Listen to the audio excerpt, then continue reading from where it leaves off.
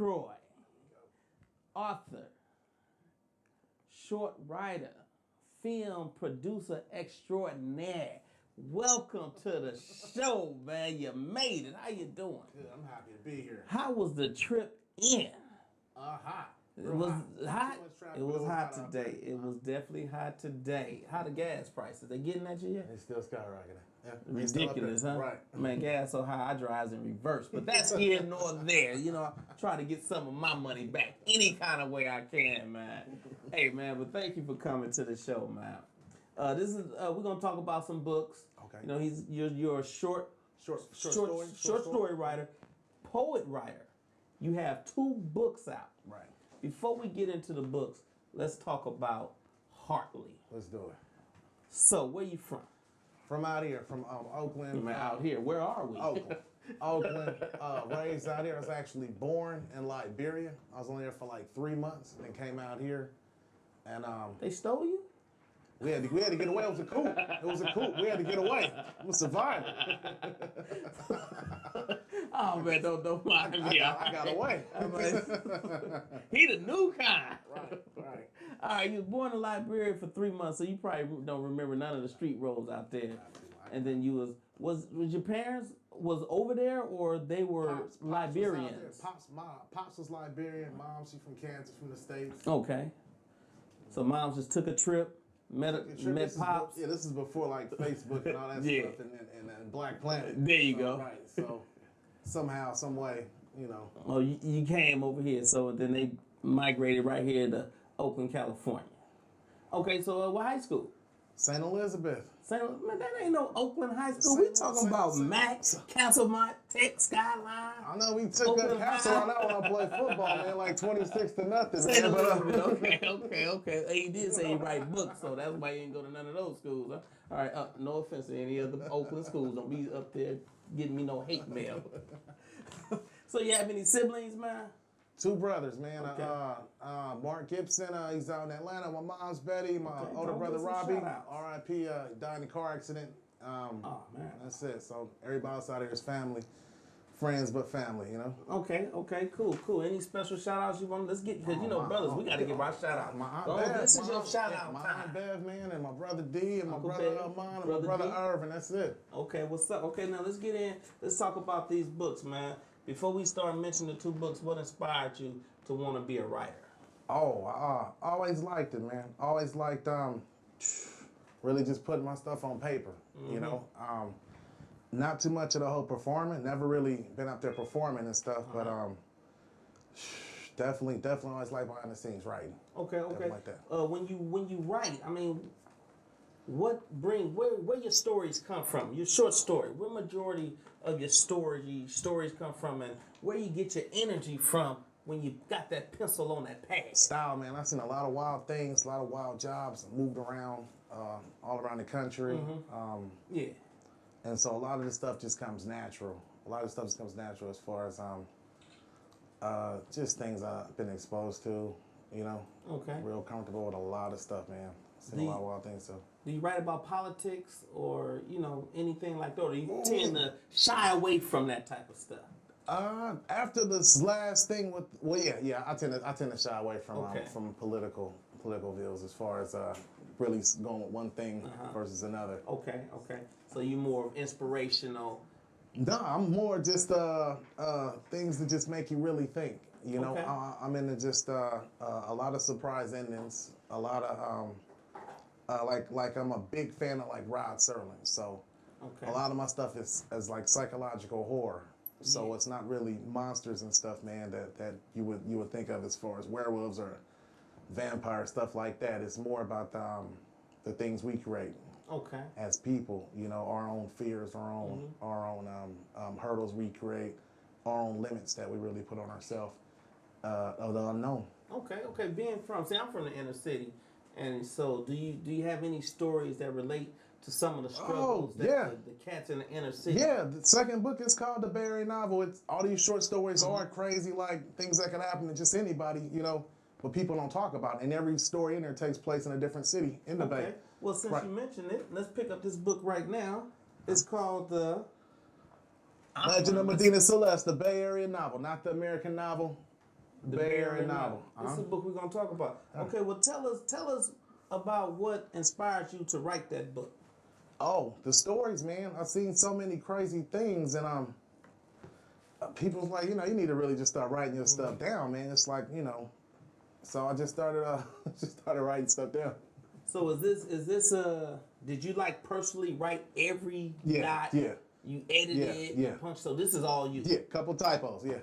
So, may have a few misspelled words, Maybe a little. Maybe because, if I wrote it, it's going to be all tore up. Maybe a little. Yeah, 3 commas in one spot, because, I read like 5 books. I read 2 books in the Bible, John. There you go. And Luke. No, not Luke, but what's the other one name? James, because it was short. Wasn't that long, so I figured I could finish it, you know what I'm saying? But yeah, so they got how many different short stories in the book? Oh, this one got, I think, anywhere between 30 and 40. And it's easy reading. Like each story is anywhere from like a paragraph to maybe like 5 pages. Okay. What's your favorite story in the book? Tell us about that.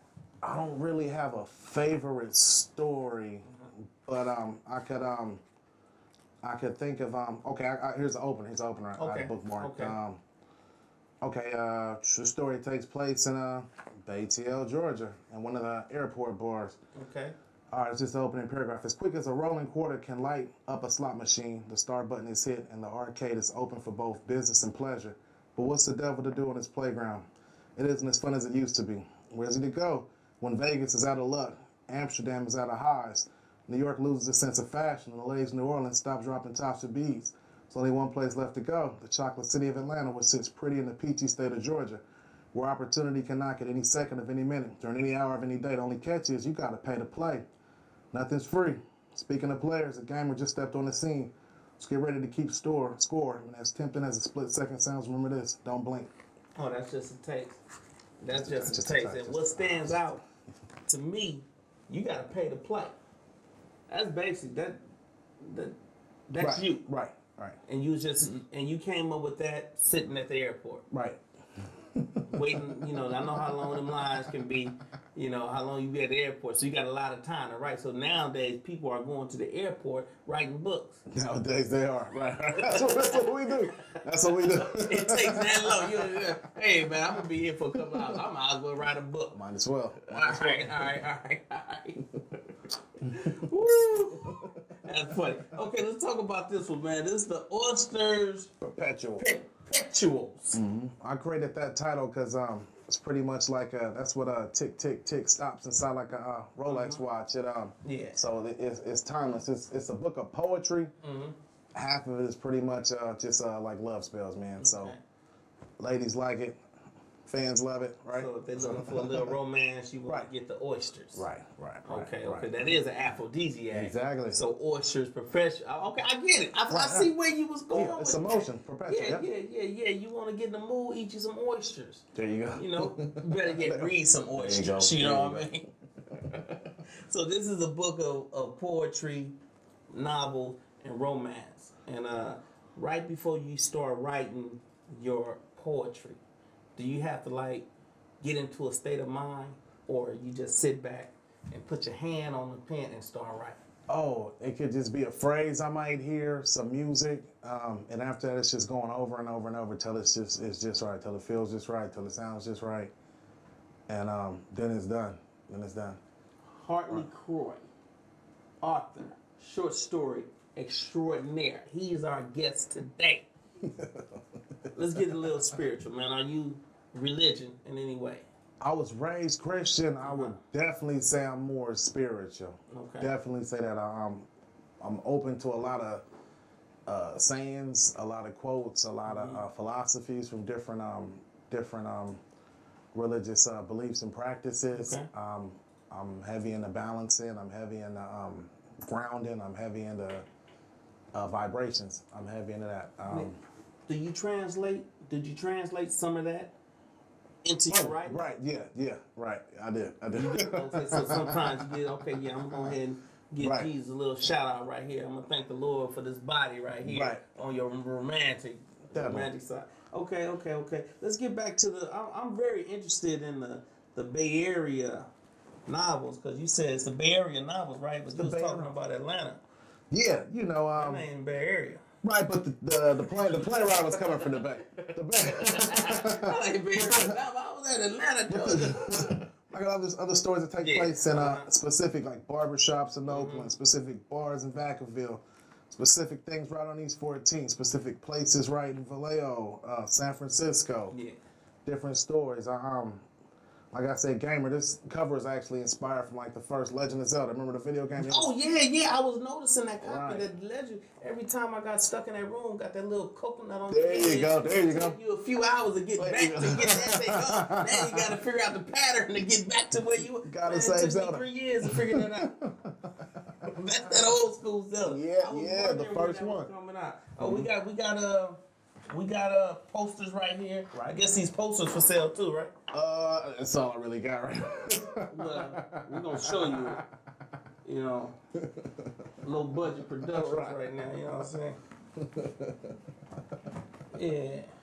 So, do you have any other books coming out, or are you just I'm working on pushing one. these right here? I'm working on one now called Series Finale, and I'm actually going to make a trailer for this book and the next, and I'm really going to push on Kickstarter and different things to jumpstart funding to actually get a show. I want to have like a version out here of like a Twilight Zone of like a Tales from the Crypt, but pretty much my spin with these stories. And I want to work with a lot of inner city youth. I work with like a lot of. Up, man, most definitely. Right, I work in a homeless shelter, and I work with dude I know is crazy. All types of stuff. Amen. Right. Yeah, give these kids something to do other than what they doing. Right. I'll tell you that much. Right. You did say you was into film. Right. You know, let's talk about a little bit about the film. How's your passion as far as filmmaking? Are you making short movies out of your short books, or you're actually doing the Tyler Perry type thing? Nah, not the Tyler Perry thing. I'm definitely trying to focus on just a trailer now, and hopefully I could probably get somebody that actually knows about film. I tried to do something when I was actually living in Atlanta, and after like 8 hours of filming, I only got like 3 seconds. So it was like good B movie, right? So I definitely just want like that sometimes, right, right. You know how long it take me to make a YouTube clip? So I'm pretty much definitely not into the actual film thing, but I'm definitely want to write, and but for the trailer thing, I'm gonna make it happen. Have you written any books before these two right here? No, just these. Which one was your first book? This is the first one. This is your first came book? out in 2009. Full of That's got the a lot poetry. of poetry. A lot of poems. Do we got time for him to read one of the poetry? Okay, hey, we're gonna ask him here. Read one of your best, or not your best. Read one of the ones. They all your favorite, but read one. Just share one with us, man. Okay. Don't mind me. Okay. Let me grab some clips. Here's a little stanza from a poem in it's called "Drop Dead Gorgeous," and it's just a little stanza. Ladies, check it out. Check it out, ladies. Dead Gorgeous. Right. The witch doctor said it himself. The laws of aromatherapy will have to be rewritten once the earth grasps her sense. It's more learned than the richest candle, caked in the most delicate honey, and the purest sugar used for the darkest love spell which ignited the romance between Lucifer and his mirror. That was it? Yeah. That was a short one. Yeah, read another one, man. All right. Okay. Yeah. Let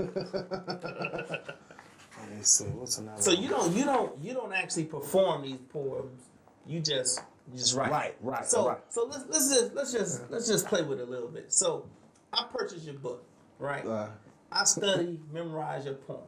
So I go out there, and all of a sudden I'm a poet, but I'm spitting your poetry. Do it. You ain't gonna be like, dude, I start getting paid. You ain't gonna be like trying to sue me. We can work out a deal before that happened.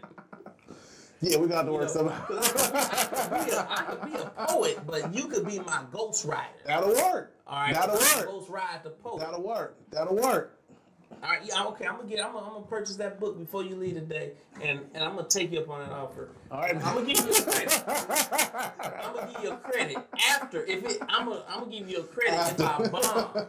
He said after if they don't like it. If they don't like it, I didn't really write this. It ain't even me. I'm just trying to help. I did this for a friend. Okay. We just want to get that straight. Go ahead. So here, this one's called a vampire foreplay. The artist clearly enslaved the romanticism period in this particular work of art. Her shadow's dimensions of height and width are the fluvigatio at low tide, an entity, a precious beauty that only a perfectionist could capture once every Halley's Comet.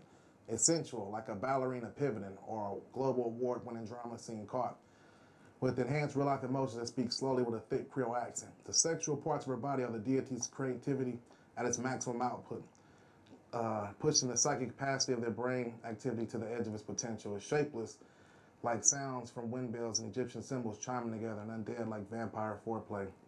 It's sweet, gypsy-like, spellbinding, like the ghastly moments of the depressed two mind. Immense harmony, like two lovers' heartbeats, two lovers' honeymoons, two lovers' virginities, slowly in one stroke, like rolling thunder after lightning. An aphrodisiac's base ingredient, a Spanish fly, unrestrained, possessive, mechanical penetration, plus the words don't stop. It's a cardinal sin committed, erased, and forgiven, relaxation, a cinnamon, chamomile, coffee, and rich, rich chocolate. She takes your breath away without even asking you and absorbs energy from the collector's continent. She ignites the earth chakras. She is mesmerism from a belly dancer and electricity particles from deja vu. She has a soft shoulder to cry on, and her breasts always stay warm. The large amount of concentrated, raw, intense passion that the sculptor allowed to let leak from his soul and spill through his fingers alone is an abstract riddle, like the stimulating romantic feelings that the Nephilim's cube generates. The perfect arc in her eyebrows, the fine detail finish in her feet, the repetition of waves in her hair, a mirror, like two 180-degree parallel angles, Gemini in sync. Her beauty is beyond the question of how, but more like, is this even possible? She's the celestial sphere with a view from Mars in June.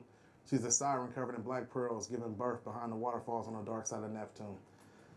A high-carat diamond bezel chain around her ankle and the muscular but feminine build in her thighs and legs that the architect sanded down so smoothly. The platinum rope around her waist, the princess-cut diamonds piercing her navel, her barely visible abs intensifying her structure. Her full medium bust with proud erect nipples, voluptuous lips, and wicked crafted banshee dimples, intriguing, lunar and clinic, demonic bright eyes, enticing like milk with an angel's cupcake plus a slice of the devil's pie. Man. Sexual mystic. She's a solar system unmasked, exotic with the softest hair down her back. Like nymphomania, she's highly addicted to the body, just as nicotine blended with volume, heroin, lithium, and crack. She's the hidden igloo north of the South Pole, plus every precious jewel made, precious stone east of the West Nile. She's the hallucination, finger-painted and coated with layers of dreams and outlining mirages. She's that pause in life, that high like opium, hyssop, and masculine injected into lepers. She forces you to smile